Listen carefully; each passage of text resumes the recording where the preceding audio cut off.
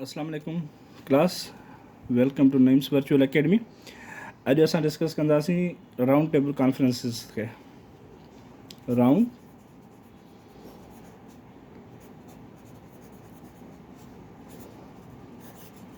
Conferences, ठीकु आहे, जेके 1930 खां 32 रही थियूं। उन में 3 राउंड टेबल कॉन्फ्रेंसिस थियूं। First round table conference, second round table conference ऐं third round table conference. Round table conferences छो थियूं, छाजे करे थियूं? राउंड टेबल कॉन्फ्रेंसिस एक्चुअली इहो हुयो त जेके साइमन कमीशन थियो, नेहरू रिपोर्ट थी, या जना 14 पॉइंट्स ॾिना, उन्हनि सभिनी ते हिक ॿिए ते जा कंसेंसस उन्हनि जा कांग्रेस जा ऐं मुस्लिम लीग जा न पिया डेवलप थियनि। जेकॾहिं कांग्रेस वारा सपोज़ नेहरू रिपोर्ट में कुझु ॻाल्हियूं त उहो मुस्लिम लीग खे क़बूल कोन हुयो, जेकॾहिं मुस्लिम लीग क़ाइदे आज़म 14 नुक़्ता ॾिना त उहे वरी कांग्रेस खे एक्सेप्ट न हुया। साइमन कमीशन वरी ॿिन्ही खे एक्सेप्ट कोन हो, कांग्रेस खे ऐं मुस्लिम लीग खे। इहे सभु इशूज़ जेके हलनि पिया, उन्हनि जे करे जेको आहे सो ब्रिटिश गवर्नमेंट जेको आहे सो अनाउंस कयो त राउंड टेबल कॉन्फ्रेंसिस अनाउंस कई, जंहिंमें जेको आहे सो सब कॉन्टिनेंट जे हिंदुनि ऐं मुस्लमाननि खे ऐं ॿियूं जेके माइनॉरिटीज़ स्टेट्स हुयूं, उन्हनि सभिनी खे विहारे जेके इशूज़ आहिनि उहे रिज़ॉल्व करे सघजनि। ठीकु आहे, सभ खां वॾो जेको इशू मेन जेको डिस्कशन हुयो राउंड टेबल कॉन्फ्रेंस में, उहो हिकिड़ो ई हुयो। ठीकु आहे, future constitution of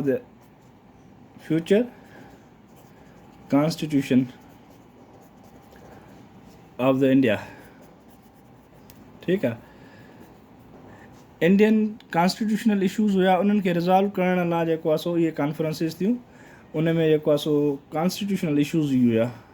Simon commission में कॉन्स्टिट्यूशन मसइला हुया। साइमन कमीशन जेका आई उहा कॉन्स्टिट्यूशन रिज़ॉल्व करण आई कुझु मसाइल। उन खां पोइ नेहरू रिपोर्ट ॾिनी, उन में कॉन्स्टिट्यूशन ॻाल्हियूं त भाई हेतिरी परसेंटेज हिननि खे ॾिनी वञे, हेतिरी मुस्लमाननि खे ॾिनी वञे, हेतिरी हिंदुनि खे ॾिनी वञे। जना साहब 14 पॉइंट्स में सेम इहे ई ॻाल्हियूं हुयूं। ठीकु, पर उन्हनि में कंहिं न कंहिं वजूहत या त मुस्लिम लीग कंहिं ते एग्री न हुई, कंहिं ते कांग्रेस एग्री न हुई। वरी साइमन कमीशन ते त न मुस्लिम लीग एग्री हुई, न जेको कांग्रेस एग्री हुई। ठीकु आहे, उन्हनि मसइलनि खे रिज़ॉल्व करण लाइ ब्रिटिश गवर्नमेंट जेको आहे सो इंडिया जे मुस्लमाननि ऐं हिंदुनि ऐं ॿियूं माइनॉरिटीज़ जेके स्टेट्स हुयूं, उन्हनि सां गॾु वेही करे गोल मेज़ कॉन्फ्रेंस जो जेको आहे सो सिलसिलो शुरू कयो, त जीअं वेही करे ॻाल्हियुनि मां कंसेंसस पैदा करे कुझु बि जेके इंडिया जा मसइला मसाइल आहिनि उन्हनि खे ख़तमु कयो वञे। ठीकु आहे, हाणे फर्स्ट राउंड टेबल कॉन्फ्रेंस, हाणे जेके राउंड टेबल कॉन्फ्रेंस जो स्टार्ट वरितो उहो किंग जॉर्ज 5 वरितो। ठीकु आहे, किंग जॉर्ज 5 स्टार्ट वरितो, किंग जॉर्ज 5। ठीकु, फर्स्ट राउंड टेबल कॉन्फ्रेंस खे ॾिसूं था छा हुयो हुन में। फर्स्ट राउंड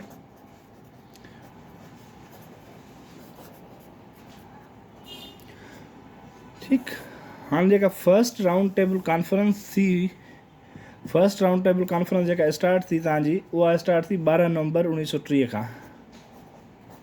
12 नवंबर 1930 में जेको आहे इहे ॻाल्हियूं स्टार्ट थियूं, ऐं जेको इहे ॻाल्हियूं कंटिन्यू कॾहिं ताईं रहियूं, इहे ताईं ॻाल्हियूं जेके कंटिन्यू रहियूं तक़रीबन दिसंबर 1930 ताईं।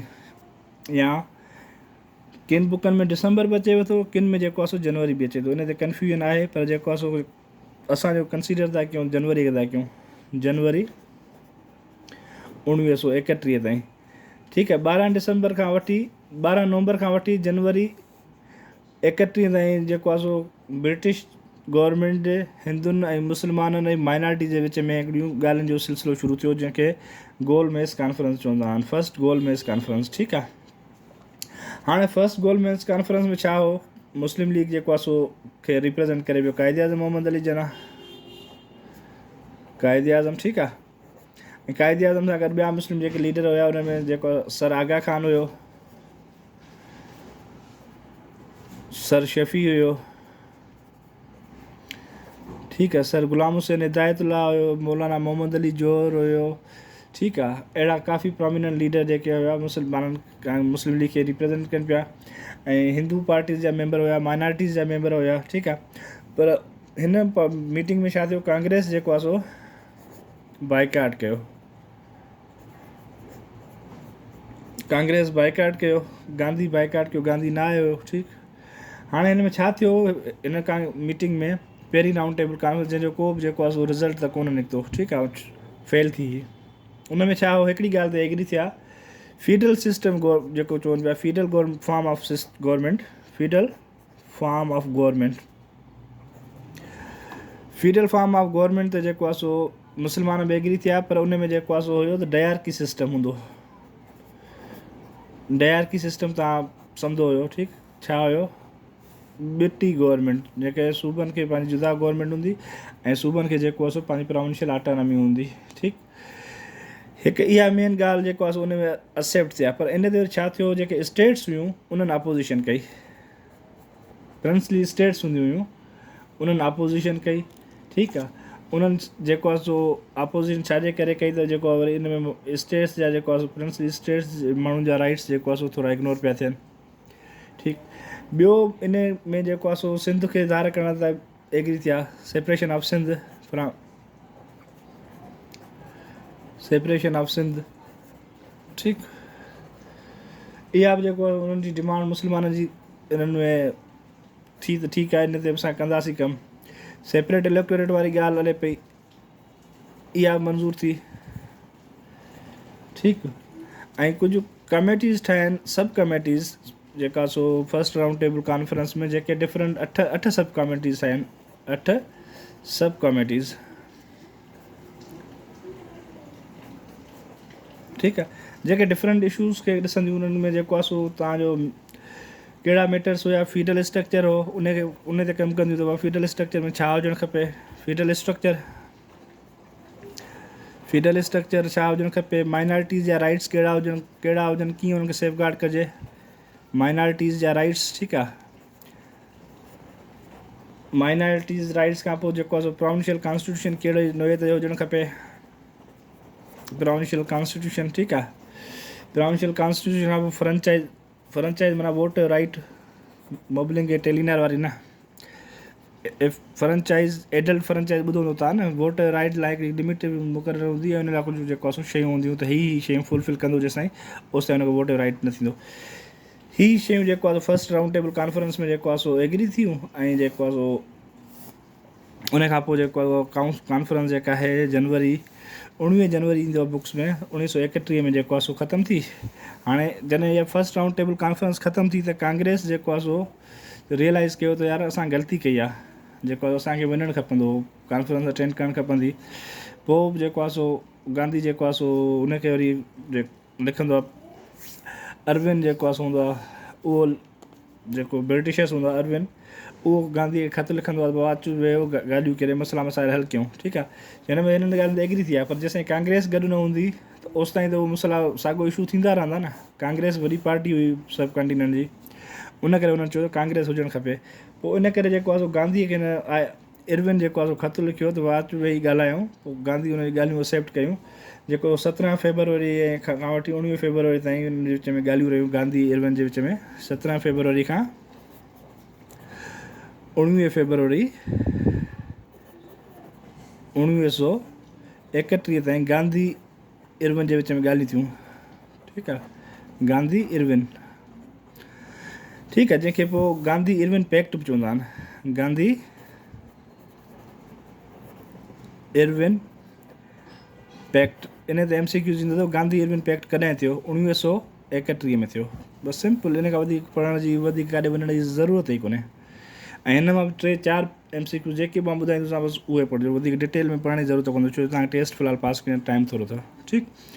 हाणे गांधी इरविन पैक्ट छा थियो, गांधी खे इरविन जेको आहे सो ख़तु लिखियो त भाउ वेहूं ॻाल्हियूं कयूं, ऐं मसइला सेटल कयूं।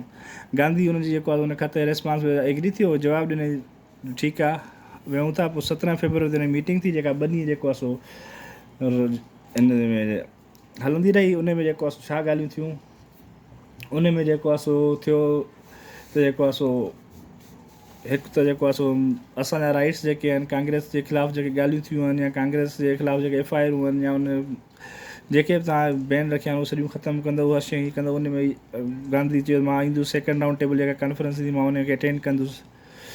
इहे अहिड़ियूं क़िस्म जूं जेको ॻाल्हियूं ते उहे एग्री थिया। ऐं उहो पैक्ट जेको आहे 1931 में गांधी इरविन जे नाले सां मशहूरु आहे, गांधी इरविन पैक्ट, ठीकु। फर्स्ट राउंड टेबल कॉन्फ्रेंस जो को नतीजो कोन निकितो। हा, इन्हनि ॻाल्हियुनि ते एग्री थी आहे, पर ओसिताईं कम जूं न आहिनि जेसिताईं इन में सब कॉन्टिनेंट वॾी पार्टी जेका कांग्रेस बि हुई उन जी जेको एक्सेप्टेंस न हुजे। उन खां पोइ सेकंड फेज़ थो थिए राउंड टेबल कॉन्फ्रेंस जो, सेकंड राउंड टेबल कॉन्फ्रेंस। ठीकु, हाणे सेकंड राउंड टेबल कॉन्फ्रेंस जेका आहे उहा 17 सेप्टेम्बर ते स्टार्ट थी थिए। 17 सेप्टेम्बर 1931 खां 1 डिसंबर 1931 ताईं। ठीकु आहे, सेकंड राउंड टेबल 17 फेबरवरी खां ऐं जेको आहे सो 1 डिसंबर ताईं हलंदी। ठीकु, हाणे 17 फेबरवरी को न सेप्टेम्बर 7 सेप्टेम्बर 31 खां 1 डिसंबर 1931 ताईं सेकंड फेज़ थींदो आहे राउंड टेबल कॉन्फ्रेंसिस जो। ठीकु आहे, हाणे इन में कांग्रेस जी तरफ़ केरु लीड कंदो आहे? गांधी लीड कंदो आहे कांग्रेस खे। ऐं सेकंड में जेको आहे सो होॾां जना सरागा खान, नुसरत मोहम्मद शफ़ी, सरागा, गुलाम हुसैन हिदायतुल्ला, जेके मुस्लिम प्रोमिनेंट लीडर हूंदा आहिनि उहे सभु हूंदा आहिनि। हाणे हिन मीटिंग में छा थींदो आहे, ब्रिटिश जेको आहे सो एक्सेप्ट थींदी आहे त माइनॉरिटीज़ जा राइट्स आहिनि, जेके माइनॉरिटीज़ जा राइट्स आहिनि उनखे माइनॉरिटीज़ खे राइट ॾियो। हिन मीटिंग में सिर्फ़ु जेको फेडरल गवर्नमेंट ऐं माइनॉरिटीज़ जे राइट जी ॻाल्हि थींदी आहे, ऐं जंहिंखे कंप्लीटली जेको आहे सो गांधी साहबु रिफ्यूज़ कंदो आहे। गांधी रिफ्यूज़ कंदो आहे माइनॉरिटीज़ खे राइट ॾियण खां। ठीकु आहे, गांधी चवंदो आहे न, जेके कांग्रेस में नेहरू रिपोर्ट ॾिनी आहे, जेके उन में माइनॉरिटी जे बारे में जेके ॻाल्हियूं उन लिखियूं आहिनि उहे जेको आहे सो ॻाल्हियूं ठीकु आहिनि, बाक़ी जेको आहे सो उन्हनि खे